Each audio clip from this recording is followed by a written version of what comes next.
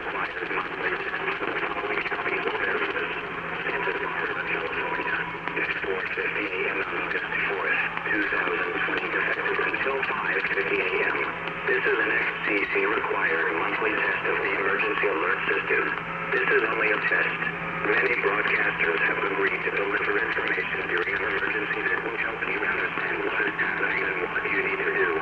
If this was a real alert, you should immediately tune to one of these television or radio stations. This concludes this test of the emergency alert system.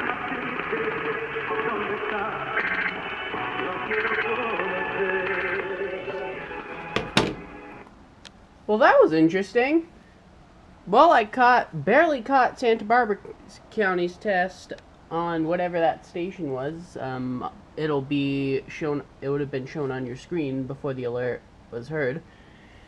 So yeah, they used Ventura County's test script for some reason and not their normal one.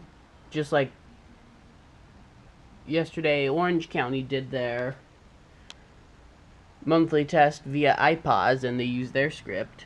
So yeah, first time on Santa Barbara's test. Bye now.